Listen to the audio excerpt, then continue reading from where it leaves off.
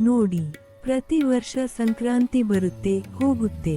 ನೀವು ಎಳ್ಳು ಬೆಲ್ಲ ತಿಂತೀರಾ, ಹೊಸ ಬಟ್ಟೆ ಹಾಕ್ತೀರಾ, ಸ್ಟೇಟಸ್ ಹಾಕ್ತೀರಾ. ಆಮೇಲೆ ಮತ್ತೆ ನಿಮ್ಮ ಅದೇ ಹಳೆಯ ಕಷ್ಟದ ಜೀವನಕ್ಕೆ, ಅದೇ ಸೋಲುಗಳಿಗೆ ಮರಳುತ್ತೀರಾ. ಯಾಕೆ ಹೀಗಾಗುತ್ತೆ ಅಂತ ಯಾವತ್ತಾದರೂ ಯೋಚನೆ ಮಾಡಿದ್ದೀರಾ? ಯಾಕಂದ್ರೆ ಹಬ್ಬದ ಹಿಂದಿರೋ ಆ ಅಸಲಿ ಶಕ್ತಿಯನ್ನ, ಆ ಸೀಕ್ರೆಟ್ ಅನ್ನ ನೀವು ಅರ್ಥ ಮಾಡ್ಕೋತಾನೇ ಇಲ್ಲ. ಜೀವನದಲ್ಲಿ ಸತತ ಸೋಲಾಗ್ತಿದ್ಯಾ? ಮಾಡಿದ ಸಾಲ ತೀರುತ್ತಿಲ್ಲವೇ? ಮನೆಯಲ್ಲಿ ನೆಮ್ಮದಿ ಇಲ್ವಾ? ಹಾಗಾದ್ರೆ ಬರೀ ದೇವರನ್ನ ಅಥವಾ ನಿಮ್ಮ ಹಣೆಬರಹವನ್ನ ದೂಷಿಸೋದನ್ನ ಇವತ್ತೇ ನಿಲ್ಲಿಸಿ. ಈ ಬ್ರಹ್ಮಾಂಡದ ಅಧಿಪತಿ ಸೂರ್ಯನೇ ತನ್ನ ಪಥ ಬದಲಿಸೋ ಈ ಸಂಕ್ರಾಂತಿಯ ದಿನ ನೀವು ನಿಮ್ಮ ಯೋಚನಾ ಶೈಲಿಯನ್ನ ಬದಲಿಸದಿದ್ರೆ ಇನ್ಯಾವತ್ತೂ ನಿಮ್ಮ ಬದುಕು ಬದಲಾಗಲ್ಲ. ಈ ವಿಡಿಯೋದಲ್ಲಿ ನಾನು ಹೇಳೋ ವಿಷಯಗಳು ನಿಮಗೆ ಕಹಿಯಾಗಿ ಅನ್ಸಬಹುದು, ನಿಮ್ಮ ಅಹಂಕಾರಕ್ಕೆ ಚುರುಕು ಮುಟ್ಟಿಸಬಹುದು. ಆದ್ರೆ ಇದು ನಿಮ್ಮ ಜೀವನ ಬದಲಿಸೋ ಕಹಿ ಸತ್ಯ. ಇವತ್ತು ನೀವು ಇದನ್ನು ಕೇಳಿಸಿಕೊಳ್ಳದಿದ್ರೆ ನಿಮ್ಮ ಅದೃಷ್ಟದ ಬಾಗಿಲನ್ನು ನೀವೇ ಬಂದ್ ಮಾಡಿಕೊಂಡಂತೆ. ನಿರ್ಧಾರ ನಿಮ್ಮದು.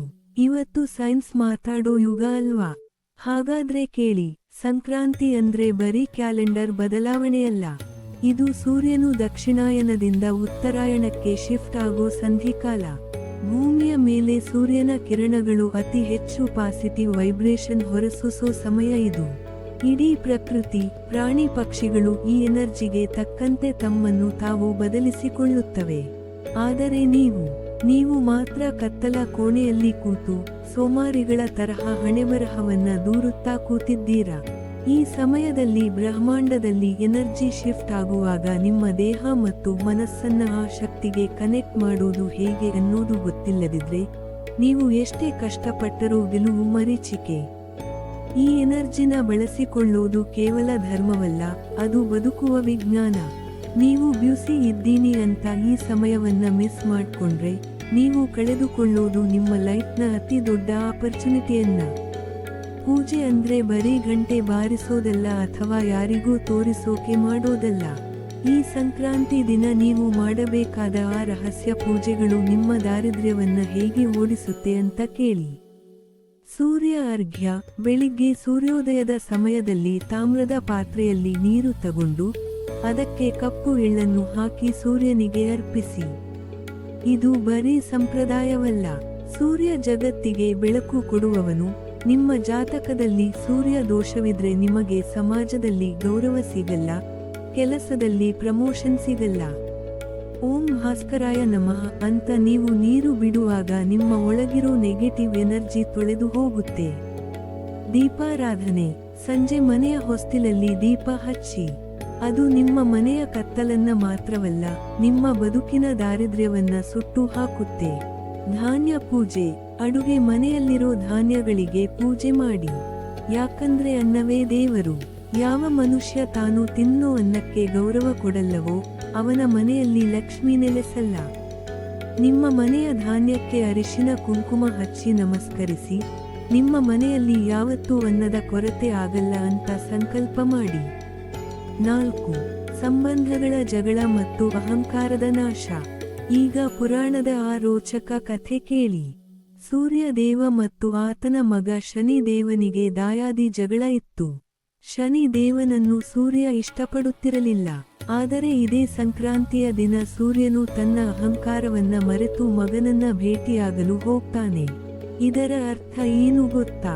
ಜಗತ್ತಿನ ಅಧಿಪತಿ ಸೂರ್ಯನೇ ಮಗನಿಗಾಗಿ ಕೆಳಗಿಳಿದು ಬರುವಾಗ ನಿಮ್ಮ ಅಹಂಕಾರ ಎಷ್ಟು ದೊಡ್ಡದು. ನಿಮ್ಮ ಮನೆಯಲ್ಲಿ ಜಗಳ ಇದ್ಯಾ? ಅಣ್ಣ ತಮ್ಮಂದಿರ ಮಧ್ಯೆ ಆಸ್ತಿ ವಿವಾದ ಇದ್ಯಾ? ಎಳ್ಳು ಬೆಲ್ಲ ಹಂಚೋದು ಅಂದ್ರೆ ಬರೀ ಸಿಹಿ ತಿನ್ನೋದಲ್ಲ, ನಿಮ್ಮ ಒಳಗಿರೋ ಕಹಿಯನ್ನ ಹೊರಹಾಕೋದು. ಈ ದಿನ ನೀವು ಮನಸ್ಸು ಮಾಡಿ ದ್ವೇಷ ಮರೆತರೆ ನಿಮ್ಮ ಜನ್ಮ ಜನ್ಮಾಂತರದ ಕರ್ಮ ದೋಷಗಳು ಕಳೆದು ಹೋಗುತ್ತವೆ. ಸಂಬಂಧಗಳನ್ನ ಸರಿಪಡಿಸಿಕೊಳ್ಳಿ, ಇಲ್ಲದಿದ್ದರೆ ನಿಮ್ಮ ಯಶಸ್ಸು ಅರ್ಧಕ್ಕೆ ನಿಲ್ಲುತ್ತೆ. 5. ಭೀಷ್ಮನ ಇಚ್ಛಾ ಮರಣ ಮತ್ತು ನಿಮ್ಮ ಗೆಲುವಿನ ಸಂಕಲ್ಪ. ಮಹಾಭಾರತದ ಭೀಷ್ಮ ಪಿತಾಮಹರನ್ನ ನೆನಪಿಸಿಕೊಳ್ಳಿ. ಅವರು ಅಂಬಿನ ಹಾಸಿಗೆಯ ಮೇಲೆ ಮಲಗಿ ಸಾವಿನ ದವಡೆಯಲ್ಲಿದ್ದರೂ ಉತ್ತರಾಯಣ ಶುರುವಾಗುವವರೆಗೂ ಪ್ರಾಣ ಬಿಡಲಿಲ್ಲ. ಯಾಕಂದ್ರೆ ಈ ಕಾಲದಲ್ಲಿ ಪ್ರಾಣ ಹೋದ್ರೆ ನೇರ ಮೋಕ್ಷ ಸಿಗುತ್ತೆ ಅನ್ನೋದು ಸತ್ಯ. ಒಬ್ಬ ಸಾಯುವ ವ್ಯಕ್ತಿಯೇ ಒಂದು ಶುಭ ಕಾಲಕ್ಕಾಗಿ ಅಷ್ಟು ಕಷ್ಟಪಟ್ಟು ಕಾಯ್ತಾನೆ ಅಂದ ಮೇಲೆ ಬದುಕಿರೋ ನೀವು ನಿಮ್ಮ ಗುರಿ ಸಾಧಿಸೋಕೆ ಈ ಸಮಯವನ್ನ ಸರಿಯಾಗಿ ಬಳಸಿಕೊಳ್ಳಬಾರದಾ? ಈ 8 ನಿಮಿಷದ ವಿಡಿಯೋದಲ್ಲಿ ನೀವು ಇಷ್ಟೆಲ್ಲ ತಿಳ್ಕೊಳ್ತಿದ್ದೀರಾ ಅಂದ್ರೆ ನೀವು ಪುಣ್ಯವಂತರು. ಈ ಸಂಕ್ರಾಂತಿಯ ಪ್ರತಿ ಕ್ಷಣವೂ ಅತಿ ಪವಿತ್ರ. ಇವತ್ತೇ ಒಂದು ಸ್ಟ್ರಾಂಗ್ ಸಂಕಲ್ಪ ಮಾಡಿ ನಿಮ್ಮ ಜೀವನದ ಗುರಿಯನ್ನ ಸೂರ್ಯನ ಸಾಕ್ಷಿಯಾಗಿ ಬರೆದಿಡಿ. ಈ ಉತ್ತರಾಯಣ ನಿಮ್ಮ ಗೆಲುವಿನ ಆರಂಭವಾಗಲೇಬೇಕು. ಸೊ ಗೆಳೆಯರೇ, ಮಾಹಿತಿ ಅಂತೂ ಕೊಟ್ಟಿದ್ದೀನಿ. ಈಗ ಇದನ್ನ ಪಾಲಿಸಿ ನಿಮ್ಮ ಬದುಕನ್ನ ಬಂಗಾರ ಮಾಡ್ಕೋತೀರಾ ಅಥವಾ ಹಳೆಯ ಕಷ್ಟದಲ್ಲಿ ಅಳ್ತಾ ಇರ್ತೀರಾ ಅನ್ನೋದು ನಿಮಗೆ ಬಿಟ್ಟಿದ್ದು. ಈ ವಿಡಿಯೋ ಕೇವಲ ಲೈಕ್ ಮಾಡೋಕೆ ಅಲ್ಲ, ಇದನ್ನ ಇವತ್ತೇ ನಿಮ್ಮ ಜೀವನದಲ್ಲಿ ಅಳವಡಿಸಿಕೊಳ್ಳಿ. ಈ ವಿಷಯದಲ್ಲಿ ಸತ್ಯ ಇದೆ ಅಂತ ನಿಮಗೆ ಅನ್ಸಿದ್ರೆ ಮಾತ್ರ ಕಮೆಂಟ್ನಲ್ಲಿ ನಾನು ಬದಲಾಗ್ತೀನಿ ಅಂತ ಬರೆಯಿರಿ. ನಿಮಗೆ ಬೇಕಾದ 5 ಆತ್ಮೀಯರಿಗೆ ಇದನ್ನ ಶೇರ್ ಮಾಡಿ, ಅವರಿಗೂ ಬುದ್ಧಿ ಬರಲಿ. ಬದಲಾಗಿ ಗೆದ್ದು ತೋರಿಸಿ. ಧನ್ಯವಾದಗಳು.